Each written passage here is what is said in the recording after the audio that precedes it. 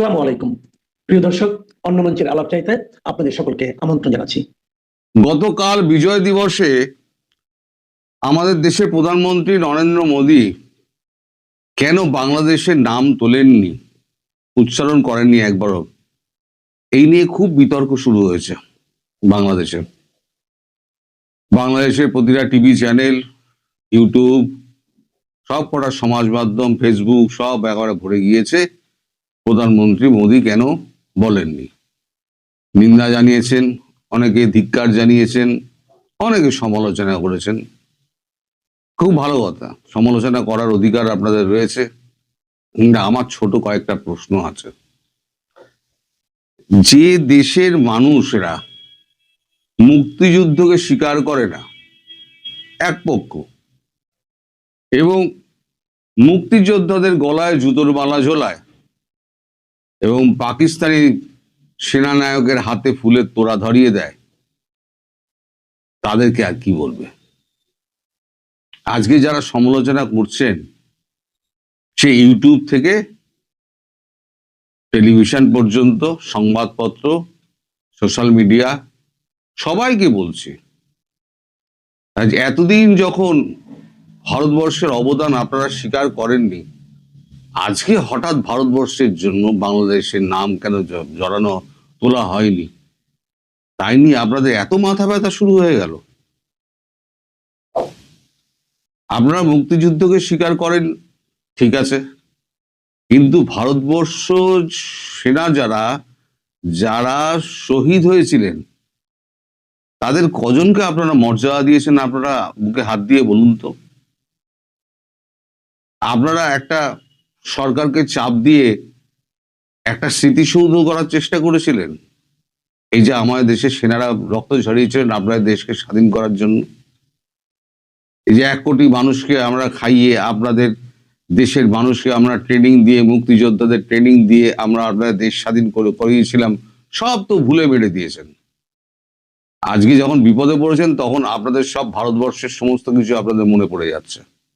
এটা কেন হলো না, ওটা কেন হলো না। আমরা যদি পরপর ধরি যাই, এটা কেন করেননি, ওটা কেন করেননি, কি জবাব দেবেন আপনারা?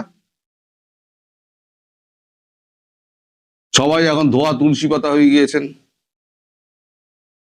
আজকে যারা ভিডিও করছেন, তাদের পুরনো ভিডিও আমি দেখি 3-4 বছরের আগের, অনেকে আমায় পাঠিয়ে দেন। সেই ভিডিওতে আজকে যারা শেখ হাসিনার হয়ে কথা বলছেন, তারা সেদিনকে শেখ হাসিনাকে তুলোধনা করেছিলেন। স্বৈরাচার, ফ্যাসিবাদী, চোর, জোচ্চোর, বিদেশে টাকা পাঠাচ্ছেন, আপনারাই বলেছিলেন। আপনারা মুক্ত স্বাধীনতা চেয়েছিলেন, যেখানে উদার গণতন্ত্র চেয়েছিলেন। উদার গণতন্ত্র, উদার স্বাধীনতা এখন তো ভোগ করছেন আপনারা। জেলে যাচ্ছেন, জেলের ভাত খাচ্ছেন, অ্যারেস্ট হওয়ার পর মামলা হচ্ছে, সবকিছু আপনাদের ভিডিওতেই আমার শোনা। আপনাদের সপক্ষে যেমন আমি কথা বলেছি, আপনারা যখন আমাদের প্রধানমন্ত্রীকে যখন আপনারা যখন সমালোচনা করছেন, তখন আপনাদের সমালোচনা করা দরকার। কারণ আপনারা কতটা কি করেছেন তা নিয়ে আপনারা একবার নিজেরা ভাবুন, যে আপনারা ভারতবর্ষকে কতটা মর্যাদা দিয়েছেন, মুক্তিযুদ্ধকে আপনারা কতটা মর্যাদা দিয়েছেন, শেখ হাসিনাকে আপনারা কতটা মর্যাদা দিয়েছিলেন, যিনি দেশটাকে তৈরি করেছিলেন। সাপে না কাটলে না বিষ বোঝা যায় না। এখন সাপে কেটেছে, তো এখন বিষটা বুঝতে পারছেন, বিষের জ্বালা কি। আর যদি আপনাদেরকে উদ্ধার করতে পারে, তাহলে ভারতবর্ষই উদ্ধার করতে পারবে। সুতরাং বেশি চ্যাং ব্যাং করবেন না। আপনারা অনেক বেশি লাফালাফি করছেন ভারতবর্ষকে নিয়ে। আরে ভারতবর্ষের মশাই কি ঠেকা পড়েছিল 71 সালে? কি ঠেকা পড়েছিল? ইন্দিরা গান্ধীর মাথায় ভূত চেপেছিল, তাই বাংলাদেশকে স্বাধীন করতে গেছিলেন। বর্ডার আটকে দিতেন, ঢুকতে দিতাম না, দুর্ভিক্ষ লাগতো। কত দেশে দুর্ভিক্ষ লাগে, দুর্ভিক্ষ লেগে লাখে লাখে কোটি কোটি মানুষ মরতো। ভারতবর্ষে কি যেতে আসতো? ভারতবর্ষের অবস্থা তখন তো খারাপ ছিল। ইন্দিরা গান্ধীকে ভূতে চেপেছিল তো। বিদ্যাসাগর মশাই আমাদের একটা কথা বলে গেছিলেন, একজন এসে বলছে অমুক মোড়ে আপনাকে আপনার নামে বদনাম করছে, তখন দেখো গিয়ে কোনোদিন তার উপকার করেছিলাম? আমাদের অবস্থা হয়েছে সেই উপকারটা করেছিলাম তো 71 সালে, তাই উপকারের বোঝা এখন বয়ে বেড়াচ্ছে আমরা। আর যদি সেই উপকার ইন্দিরা গান্ধী না করতেন তাহলে পরে আজকে উপকারের বোঝা আমাদের ওপরে বইতে হতো না, কোনো এক্সপেকটেশন আপনাদের থাকতো না, আমাদেরও কোনো তাকানোর ব্যাপার থাকতো না। আমরা বর্ডার সিল করে দিতাম, ব্যাস হয়ে যেত, সমস্যা মিটে যেত। পাকিস্তান ওপারেও রয়েছে, পাকিস্তান এপারেও থাকবে। এখনই বা কি সুস্থ আছি আমরা? এখনো কি সুস্থ আছি? সুস্থ নেই। এভাবেই অসুস্থ থাকবো, লড়াই করে যেতে হবে। 4 ফ্রন্টে আমাদের লড়াই যদি হয়, 4 ফ্রন্টে লড়াই হবে, কিন্তু আপনাদের বসে বসে বাকতাল্লার শোনার আমাদের সময় নেই। আপনারা সব ভোল বদলে এখন সব সাধু হয়ে গেছেন, এখন শেখ হাসিনা ছাড়া চলবে না, ইউনূস সরকার বিদায় হোক। কেন আপনাদের স্বপ্ন এত সব সব মিটে গেল? এখন ভারতবর্ষের পান থেকে চুল খসলে আপনাদের সমস্ত গায়ে লেগে যায়। আপনাদের সবাইকে না আমাদের না চেনা হয়ে গেছে। বাংলাদেশের লোক সম্পর্কে না ভারতবর্ষের মানুষের একটা মানে ধারণা যা হয়েছে, এই ধারণা কোনোদিনও মিটবে না। মোদিজির সমালোচনা করছেন, আরে এখন আর গান্ধী নীতি আমরা মেনে চলি না। এখন এক গালে চড় মারলে আমরা 2 গালে চড় মারবো। দেখছেন না ট্রাম্পের কি অবস্থা করে দিয়েছি আমরা? বিশ্বের সব থেকে শক্তিধর দেশ। আপনার দেশ নেতা এখন যিনি আছেন মোহাম্মদ ইউনূস, তাকে যদি একবার ফোন করেন, তার সেক্রেটারি মোহাম্মদ ইউনূস ল্যাস ধরে প্লেন ভাড়া করে দৌড়াবেন চার্টার প্লেনে। আমাদের দেশের প্রধানমন্ত্রীকে ফোন করেও পাওয়া যায় না। আমরা নিজেরা ভেতরে ভেতরে তৈরি হয়েছি। আমরা ওরকম কাগজে বাঘের মতো আমরা চেঁচাই না। আপনারা আমাদের কৃপণ বলেন, আমাদের অনেক সমালোচনা করেন। আমাদের মতো খারাপ মানুষ নেই। আমরা অত্যন্ত কৃপণ, বাজে মেন্টালিটির লোক, ভারতবর্ষের মানুষ।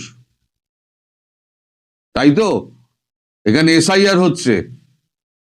কত ধরা পড়েছে জানেন? শুধু পশ্চিমবঙ্গে প্রায় 80 লক্ষ। 80 লক্ষ ধরা পড়েছে। আরো যেগুলো এখন এখন হচ্ছে, ঝাড়াই বাছাই হচ্ছে, সেখানে আরো 40 লক্ষ 45 লক্ষ আরো যোগ হবে। টোটালটা গিয়ে পড়বে শুধু পশ্চিমবঙ্গে 1,15,20,1,20,00,000 কোটি মতো। সারা ভারতবর্ষ মিলালে 5 থেকে 6 কোটি বাংলাদেশি আমাদের এখানে ঢুকে আছে। 5 থেকে 6 কোটি। এসআইআর এর ফুল রিপোর্ট বেরোক। এই তো 16 তারিখ থেকে রিপোর্ট জমা হতে শুরু করেছে, আমাদের সব ভোটার তালিকা প্রকাশ হচ্ছে। 2 কোটি পাওয়া গেছে, 2 কোটি পাওয়া গেছে শুধু উত্তরপ্রদেশে। কত মানুষ পাচার করেছেন? আপনাদের কত জনসংখ্যা আছে? তার সঙ্গে এই 5-6 কোটি যোগ করুন, সবকে পেছনে পাঠানো হবে। আপনাদের তো এইটুকু দেশ। এরা ভারতবর্ষেই করে খাচ্ছিল, ভারতবর্ষ জায়গা দিয়েছিল, ঠিক আছে আসছো, তুমি আসো, করে খাও। আপনাদের তো কোনো ভালো জিনিস সহ্য হবে না তো। সব তুলসী দাস হয়ে গেছেন এখন।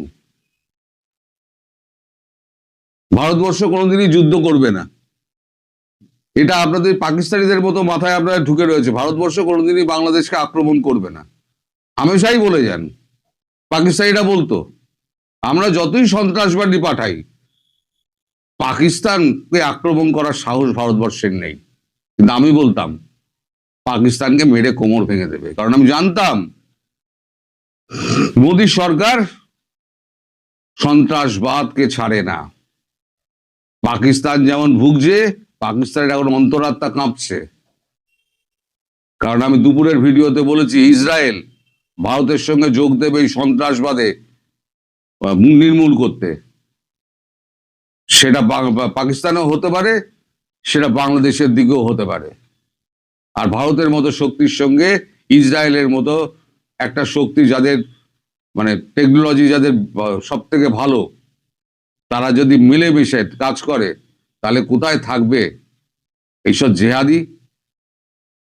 আজ এই কালা পাঠা, তারপর আরো কারা কারা রয়েছে, সব বড় বড় বাগতাল্লা ছাড়ছে, নাহিদ, এরা তো হচ্ছে টলে পড়া ছাত্র, এরা তো কূটনীতি বোঝে না, রাজনীতি বোঝে না, এরা হচ্ছে কাগজে বাঘ। ভারতবর্ষের অখণ্ডতা এবং সার্বভৌমত্ব রক্ষা করতে গেলে বাংলাদেশের সঙ্গে সমানে সমানে এ করে কথা বলতে হবে। আর তুই কেবে 4 দিনের ছোকরা, ভারতবর্ষে এলে একটা মানে চাকরের পিওরের চাকরি জোগাড় করতে পারবি না? ভারতবর্ষের মানুষ যারা আছে, ভারতবর্ষের মানুষ তারা নিজেদের অর্থে নিজেরা সবকিছু করে, তাদের কৃপণতা করতে হয়, কারণ তাদের 2 নম্বরই ইনকাম নেই। আমাদের 90 থেকে 95% মানুষের নিজস্ব বাড়ি রয়েছে, তারা প্রত্যেকে ব্যাংকের থেকে লোন নিয়ে বাড়ি কেনে, গাড়ি কেনে, যাই কিনুক না কেন। কারণ আমাদের এখানে চুরির পয়সা নেই। আমরা 1,99,000 টাকার বেশি ক্যাশ কখনো আমরা হস্তান্তর করতে পারবো না, কোনো কিছু কেনাকাটা করতে পারবো না, কোথাও ট্রান্সফার করতে পারবো না। সেটা হুন্ডির মধ্যে পড়ে যাবে, অবৈধ লেনদেনের মধ্যে পড়ে যাবে, মানি লন্ডারিং এর মধ্যে পড়ে যাবে। আপনার দেশের মতো লোক, আপনার দেশে যে যা খুশি লোভী মানুষজন সমস্ত কিছু লুটে পেটে নিয়ে যাচ্ছে।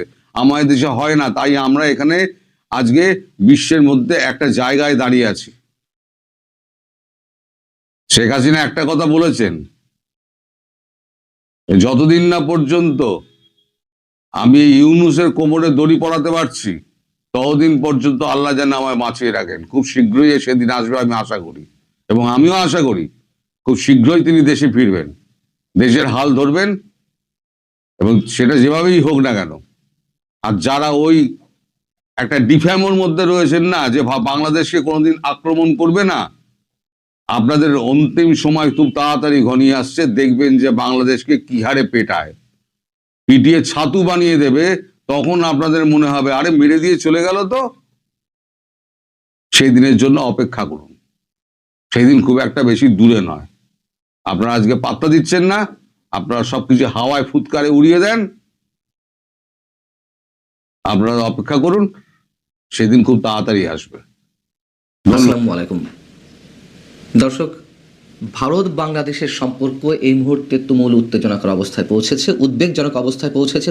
যখন নতুন করে ভারতের বিরুদ্ধে নানান ধরনের উস্কানিমূলক বক্তব্য বাংলাদেশের মুখ থেকে উচ্চারিত হচ্ছে, সেই মুহূর্তে ভারত কোনো ধরনের সরাসরি অ্যাকশনে যাবে কিনা আমরা নিশ্চিত নই।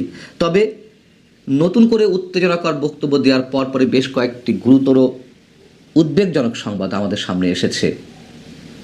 16 ডিসেম্বর এনসিপির অন্যতম নেতা হাসনাত আবদুল্লাহ যখন নতুন করে ভারতের 7 সিস্টার্স বিচ্ছিন্ন করার হুমকি দিলেন, ভারতের বিচ্ছিন্নতাবাদীদের বাংলাদেশে আশ্রয় দেওয়ার ঘোষণা দিলেন, ঠিক সেই মুহূর্তে আমরা একটা উদ্বেগজনক সংবাদ দেখলাম ভারতের অন্যতম প্রভাবশালী বাংলা দৈনিক আনন্দবাজার দাবি করেছে ভারতের বিচ্ছিন্নতাবাদী সংগঠন উলফার নেতা পরেশ বড়ুয়া এই মুহূর্তে ঢাকায় রয়েছেন।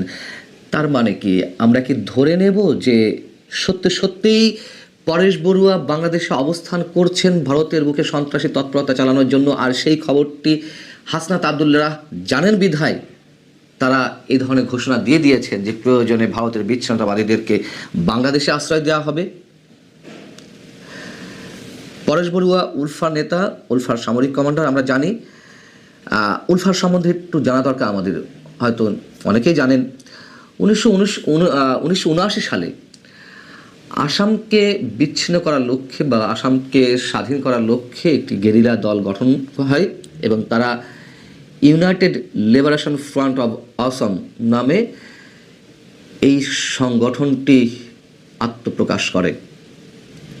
তারপরে 2 দশক ধরে বাংলাদেশ, ভুটান এবং মিয়ানমারে তাদের আস্তানায় গেড়ে বিভিন্ন সময় ভারতের সন্ত্রাসী তৎপরতা চালিয়ে আসছিল উলফা। এদের নেতৃত্ব, এই সংগঠনটির নেতৃত্বে ছিল, চেয়ারম্যানের দায়িত্বে ছিলেন রাজখোয়া, শীর্ষস্থানীয় নেতৃত্বে ছিলেন অনুপ চেটিয়া, এবং আর এক শীর্ষস্থানীয় নেতা সামরিক কমান্ডার পরেশ বড়ুয়া। এবং আমরা জানি যে অনুপ চেটিয়া এবং রাজখোয়া দুইজনই বাংলাদেশে আটক হন। আটক হওয়ার পরে ভারতের কাছে হস্তান্তর করা হয়, এবং এই দুজনকেই আওয়ামী লীগ সরকারের সময় আটক করে তাদেরকে হস্তান্তর করা হয়। 1997 সালে অনুপ চেটিয়াকে হস্তান্তর করা হয়, অনুপ চেটিয়াকে আটক করা হয়। আটক করার পরে 15 বছর তাকে কারাগারে রাখার পরে তাকে হস্তান্তর করা হয়। আবার 2009 সালে রাজখোয়াকেও আটক করে ভারতের কাছে হস্তান্তর করা হয়। উলফার একটি বিশেষ অংশ আমরা জানি, এর মধ্যে ভারতের কেন্দ্রীয় সরকারের সঙ্গে একটা শান্তি চুক্তি করেছে যে তারা এই ধরনের বিচ্ছিন্নতাবাদী কার্যক্রম থেকে বিরত থাকতে চায়। কিন্তু পরেশ বড়ুয়া এখনও সশস্ত্র পথেই আছেন। তিনি ধরাছোঁয়ার বাইরে, এবং আমাদের নিশ্চয় মনে থাকার কথা যে বাংলাদেশে 2003-4 সালের দিকে যে 10 ট্রাক অস্ত্র আটক করা হয়েছিল, সেই অস্ত্র মামলায় পরেশ বড়ুয়াকে যাবজ্জীবন কারাদণ্ড দেওয়া হয়েছিল, অর্থাৎ 30 বছরের কারাদণ্ড। সেখান থেকে কমিয়ে তার কারাদণ্ড করা হয়েছে 14 বছরের, এবং এই সরকারের সময়, ডক্টর ইউনূস সরকারের সময়। এখন এই বিষয়টি নিয়ে পরেশ বড়ুয়াকে কেন্দ্র করে 16 ডিসেম্বর আনন্দবাজার একটি রিপোর্ট প্রকাশ করেছে। তার শিরোনাম হচ্ছে ঢাকায় ভারতের বিচ্ছিন্নতাবাদী সংগঠন উলফার সামরিক কমান্ডার পরেশ নতুন ছক। আনন্দবাজার বলছে যে বাংলাদেশের জামাত নেতারা এবং তাদের ঘনিষ্ঠ প্রাক্তন সেনা কর্মকর্তারা দেশে পালা বদলের পর থেকে, অর্থাৎ 5 আগস্টের পর থেকেই বলে আসছেন ভারতের উত্তর পূর্বে রাজ্যগুলো তাদের লক্ষ্য উত্তর পূর্ব ভারতকে অশান্ত করে তাদের অস্ত্র হতে পারেন পরেশ বড়ুয়া। অর্থাৎ জামাত নেতারা বা অন্য দু একটি দলের নেতারা যা বলছেন, যে হুমকি ধামকি দিচ্ছেন, তার অস্ত্র হতে পারে পরেশ বড়ুয়া। বলা হচ্ছে যে উলফার প্রধান পরেশ বড়ুয়া বাংলাদেশে রয়েছেন এবং খোদ ঢাকা শহরে বসেই তিনি তার ভবিষ্যৎ পরিকল্পনা করছেন বলে ভারতের গোয়েন্দাদের তথ্য। তাদের দাবি, এতদিন মিয়ানমারে গা ঢাকা দিয়ে থাকা পরেশের কাজকর্ম চালাতে অসুবিধা হচ্ছিল, তাই ফের বাংলাদেশের মাটিতে হাজির হয়েছেন। এই আলফা নেতাকে সব রকমের সহায়তা করছেন জামায়াত ইসলামী ঘনিষ্ঠ তীব্র ভারত বিরোধী প্রাক্তন বাংলাদেশি কিছু সেনা কর্মকর্তা। ভারতের গোয়েন্দারা বলছেন যে পরেশ বড়ুয়া গত সপ্তাহেই বাংলাদেশে প্রবেশ করেছেন। বাংলাদেশে প্রবেশ করে তিনি প্রথম দিকে চট্টগ্রামের একটি সেফ হাউসে ছিলেন। সেখানে বাংলাদেশের সাবেক কয়েকজন কর্মকর্তার সঙ্গে তার বৈঠক হয়েছে, এবং 10 ট্রাক অস্ত্র মামলায় তার সাথে যে অন্যতম আসামি ছিলেন রেজাউল হায়দার, তার সঙ্গেও বৈঠক হয়েছে। জামাতের সাবেক আমির গোলাম আজমের ছেলে সাবেক সেনা কর্মকর্তা আবদুল্লাহিল আমান আজমির সঙ্গেও বৈঠক হয়েছে। এবং এখানে প্রশ্ন তোলা হয়েছে যে কেন পরেশ বড়ুয়া ঢাকায় প্রবেশ করলেন, বাংলাদেশে গেলেন। যেটি আনন্দবাজার বলছে যে মিয়ানমারের সাগাইন প্রদেশে থাকা উলফার শিবিরগুলোতে এরই মধ্যে ভারত 3বার হামলা চালিয়েছে, যাতে উলফার 17 জন সদস্য নিহত হয়েছেন। এর মধ্যে উলফার দ্বিতীয় সেকেন্ড ইন কমান্ড নয়ন মেধিও নিহত হয়েছেন। তো যখন নয়ন মেধি নিহত হলেন, তারপর দলের পুরো দায়িত্ব এসে পড়েছে পরেশের উপরে। ফলে মিয়ানমারের চেয়ে বাংলাদেশ সুবিধাজনক জায়গা এমনটা মনে করেই তিনি বাংলাদেশে প্রবেশ করেছেন। এবং এই ঘটনার পরিপ্রেক্ষিতে আনন্দবাজার যেটি বলছে, ঢাকায় পরেশের উপস্থিতি স্বাভাবিকভাবেই চিন্তা বাড়িয়েছে ভারতের গোয়েন্দাদের। তাদের আশঙ্কা বাংলাদেশের মাটি ব্যবহার করে উত্তর পূর্ব ভারতে উগ্রপন্থী তৎপরতা বাড়াতে সক্রিয় হবেন পরেশ বড়ুয়া। এই ঘটনা অথবা হাসনাত আবদুল্লার যে হুঙ্কার হুঁশিয়ারি, তার পরবর্তীতে আমরা দেখলাম ভারতে নিযুক্ত বাংলাদেশের হাই কমিশনার রিয়াজ হামিদুল্লাহকে তলব করেছে দিল্লি। সেই সঙ্গে ঢাকায় ভারতীয় হাই কমিশনারকে সাম্প্রতিক যে হুমকি দেওয়া হয়েছে ভারতের উদ্দেশ্যে সেই বিষয়টি এবং বাংলাদেশের রাজনৈতিক ব্যক্তিত্বদের ভারত বিরোধী উস্কানিমূলক বক্তব্যের জন্য আনুষ্ঠানিক কূটনৈতিক প্রতিবাদও জানিয়েছে ভারত। পাশাপাশি এটুকুও নিশ্চয় অনেকে জেনেছেন, বাংলাদেশে ভারতের যে ভিসা সেন্টার রয়েছে সেটি চলমান নিরাপত্তা পরিস্থিতির মধ্যে নিরাপত্তাহীনতার আশঙ্কার জায়গা থেকে Bangladesh Indian visa application centre সাময়িকভাবে বন্ধ ঘোষণা করা হয়েছে। বিষয়টা হচ্ছে কি, ভারত যদি আমাদের জন্য হুমকি হয়ে থাকে, আমরা সেটি কূটনৈতিকভাবে মোকাবেলা করতে পারি। বাংলাদেশের কোনো সন্ত্রাসী, কোনো হত্যাকারী তারা যদি ভারতে আশ্রয় নিয়ে থাকে, যদি আশ্রয় নিয়ে থাকে, সেক্ষেত্রেও আমরা তথ্য প্রমাণের ভিত্তিতে কূটনৈতিকভাবে সেগুলো সমাধান করতে পারি। ভারতও জানিয়ে দিয়েছে যে ভারত কোনো সন্ত্রাসীকে, ভিন দেশে কোনো সন্ত্রাসীকে আশ্রয় দেয় না। তাহলে তো প্রমাণ করতে হবে যে হাদির হত্যা চেষ্টাকারীরা ভারতে অবস্থান করছে। সেই তথ্য জানিয়ে কূটনৈতিক তৎপরতা জানাতে হবে। সেটি না করে এই ধরনের বালখিল্যতার পরিচয়ের মধ্য দিয়ে ভারত অ্যাটাক করা হবে, ইসলামের শৃঙ্খলা বিচ্ছিন্ন করা হবে, ভারতের বিচ্ছিন্নতাবাদীদেরকে বাংলাদেশে আশ্রয় দেওয়ার মধ্য দিয়ে, আর এইসব হুমকি ধামকির কথাবার্তার মধ্য দিয়ে বাংলাদেশ কতটুকু নিরাপদ থাকতে পারবে? এবং ভারত যদি সত্যি সত্যিই কোনো অনাকাঙ্ক্ষিত অ্যাকশনের মধ্যে যায়, তার প্রতিরোধ বা জবাব বাংলাদেশ কতটা দিতে পারবে, কতটুকু শক্তি রয়েছে আমাদের, সেটিকে আমরা বিবেচনা করছি, নাকি শুধুই একটা হাঙ্গামা বাঁধানোর একটা চেষ্টা এবং একটা ঘোলাটে পরিস্থিতির সৃষ্টি হলে সেটি কোনো বিশেষ গোষ্ঠীর জন্য বেশ সুবিধার হয় ক্ষমতার চর্চা করতে।